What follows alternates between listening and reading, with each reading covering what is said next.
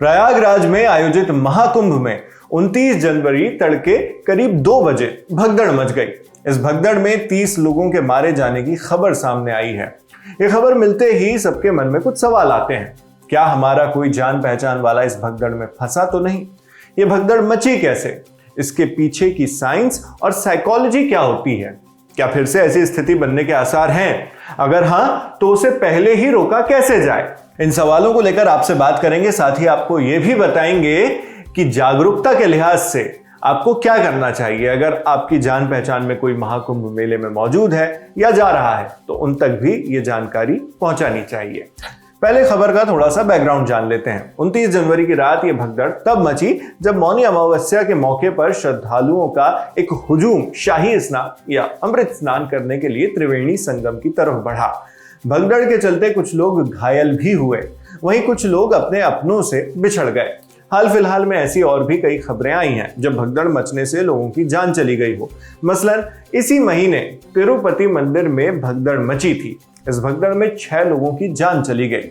इससे पहले पिछले साल ही उत्तर प्रदेश के हाथरस में आयोजित एक धार्मिक कार्यक्रम में भगदड़ मची। उस भगदड़ में 121 लोगों की जान चली गई थी। पुष्पा 2 की स्क्रीनिंग के दौरान भी एक जानलेवा भगदड़ हमने हाल ही में देखी है। अब ऐसे में सवाल उठते हैं कि उस वक्त भीड़ में मौजूद लोगों के दिमाग में क्या चल रहा होता है? भगदड़ को रोकने के लिए क्या कदम उठाए जा सकते हैं? और अगर आप भगदड़ में फंस जाएं तो क्या करें? सबसे पहले इस सवाल का जवाब कि भगदड़ मचती क्यों है। दुनिया भर के मनोवैज्ञानिकों यानी साइकोलॉजिस्ट्स और समाजशास्त्रियों यानी इकोनॉमिस्ट्स ने भगदड़ को लेकर स्टडीज की हैं। इनमें से कईयों का मानना है कि भगदड़ के पीछे एक बहुत बड़ा पहलू घबराहट है। स्विट्जरलैंड की ETH ज्यूरिख यूनिवर्सिटी में कम्युनिकेशनल सोशल साइंस के प्रोफेसर डर्क हेल्बिंग अपने एक पेपर में लिखते हैं, इस तरह के ज्यादातर हादसों को लेकर धारणा यही है कि ये घबराहट की वजह से होते हैं। भीड़ में शामिल लोगों के अंदर एक किस्म का भय होता है यानी डर होता है।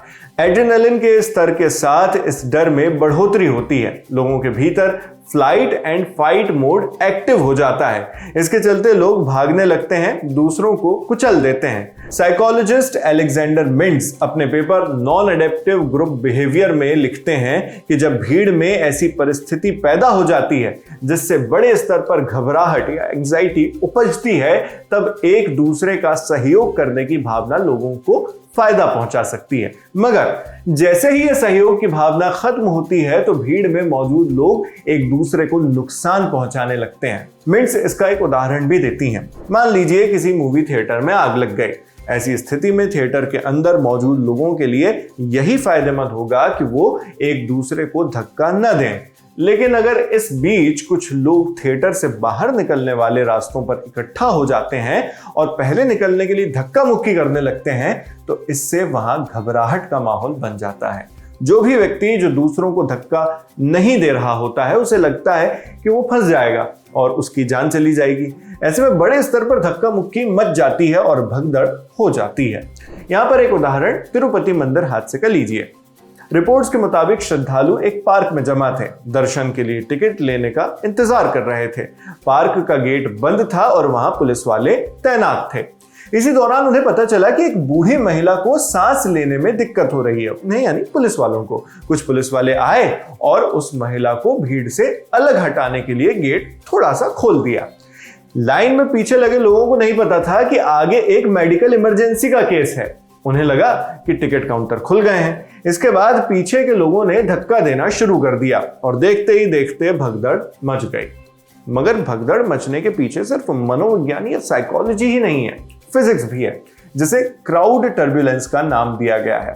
स्विट्जरलैंड की सेंट गैलन यूनिवर्सिटी में सोशल साइकोलॉजी की प्रोफेसर एना सीबेन कहती हैं कि भगदड़ मचने के लिए सिर्फ ह्यूमन साइकोलॉजी ही जिम्मेदार नहीं है।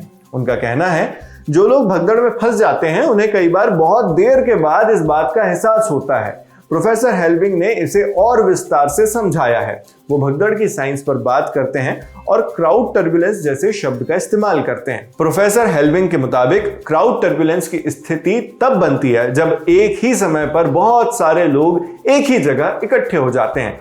ऐसे में उनके चलने फिरने के लिए न के बराबर जगह बचती है। फिर लोग एक दूसरे से टकराने लग जाते हैं, जिसका सिलसिला रुकता नहीं है। ये क्राउड टर्बुलेंस एक नई सिचुएशन पैदा कर देता है, जिसे हेल्विंग ने ट्रांसमिशन ऑफ फोर्सेस का नाम दिया है। हेल्विंग आगे कहते हैं, ये ट्रांसमिशन फोर्सेस आपस में जुड़ती जाती हैं और लोगों को अप्रत्याशित तरीके से धक्का देने लगती हैं। ऐसी स्थिति में लोगों के लिए अपना संतुलन बना पाना बहुत मुश्किल हो जाता है। संतुलन बिगड़ने पर लोग गिर जाते हैं। इससे लोगों की भीड़ में एक ब्लैक होल जैसा बन जाता है। एक के ऊपर एक व्यक्ति गिरने लगता है। भीड़ में दबे लोगों के लिए सांस लेना मुश्किल हो जाता है। दम घुटने की वजह से उनकी जान तक चली जाती है। प्रोफेसर सीबेन कहती हैं कि भगदड़ की ऐसी स्थिति इसलिए बनती है क्योंकि बहुत सारे लोग एक ही समय पर एक ही जगह पहुंचना चाहते हैं। भगदड़ मचने की जिम्मेदारी कार्यक्रम का आयोजन करने वालों पर भी आती है। कई बार आयोजनकर्ता यानी ऑर्गेनाइजर किसी कार्यक्रम में आने वाले लोगों का सही अनुमान नहीं लगा पाते और मौके पर बहुत से लोग इकट्ठा हो जाते हैं। ऐसे में व्यवस्थाएं धरी की धरी रह जाती हैं।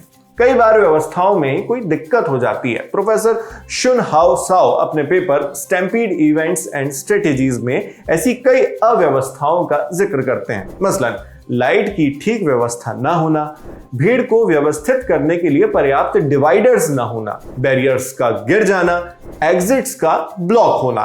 प्रोफेसर कहते हैं कि अगर एग्जिट्स पर भीड़ जमा हो जाती है और लोगों को निकलने में ज्यादा समय लगता है तो इससे घबराहट बढ़ती है। घबराहट बढ़ने से भगदड़ मचने का रिस्क भी बढ़ जाता है। प्रोफेसर आगे कहते हैं कि अगर आयोजनकर्ता यह अनुमान नहीं लगा पाते कि भीड़ किस दिशा में जाएगी, जिससे भगदड़ का खतरा और भी बढ़ जाता है। दिक्कत एक ये भी है कि लोगों को पता ही नहीं चलता कि स्थिति जानलेवा होते जा रही है।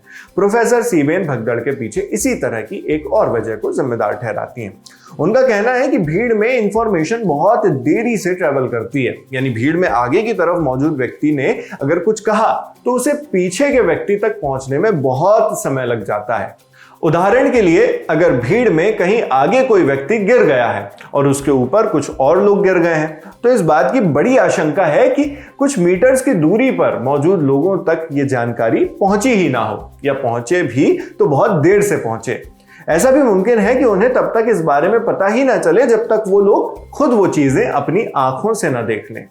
सीबेन कहती हैं कि ऐसा इसलिए होता है क्योंकि भीड़ में अक्सर बहुत शोर शराबा होता है और उसमें पीछे की ओर मौजूद लोग अपने आगे मौजूद लोगों की सिर्फ पीठ ही देख पाते हैं, यानी शरीर का पिछला हिस्सा। उन्हें आगे की सिचुएशन दिखाई ही नहीं देती। वो इसे समझाते हुए कहती हैं, भीड़ में आगे मौजूद लोग आगे नहीं बढ़ सकते क्योंकि उनके सामने लोग गिरे हुए हैं। इधर पीछे से धक्का आ रहा होता है क्योंकि पीछे मौजूद लोगों को पता ही नहीं होता कि ऐसा कुछ हो रहा है। पीछे मौजूद लोग थोड़ा थोड़ा धक्का देना जारी रखते हैं क्योंकि उनके लिए ये बड़ा आम होता है। लेकिन बहुत सारे लोगों का थोड़ा थोड़ा धक्का भी मिलकर एक बहुत बड़ी फोर्स बन जाता है। नतीजा ये होता है कि इस फोर्स की वजह से लोग एक दूसरे पर गिरने लग जाते हैं। अब इसके प्रमुख पॉसिबल कारण तो हमने और आपने समझ लिए, लेकिन बड़ा सवाल है, ऐसी सिचुएशन में हम या हमारे अपने अगर फंस जाएं तो बचें कैसे, और भगदड़ को प्रिवेंट करने के लिए मैनेजमेंट को क्या इंतजामात करने चाहिए। तो सबसे पहली बात तो यही है कि ऐसे किसी भी आयोजन में लोगों की संख्या नियंत्रण में रखी जाए। हालांकि हर बार ऐसा मुमकिन नहीं हो पाता। ऐसे में यह बहुत जरूरी हो जाता है कि कार्यक्रम वाली जगह पर कितने एग्जिट्स हैं और वो किन किन जगहों पर बनाए गए हैं। इसके साथ भीड़ की निगरानी और उसके मूवमेंट पर कड़ी नजर रखना भी जरूरी हो जाता है, एक तरह से भीड़ की लाइव मॉनिटरिंग।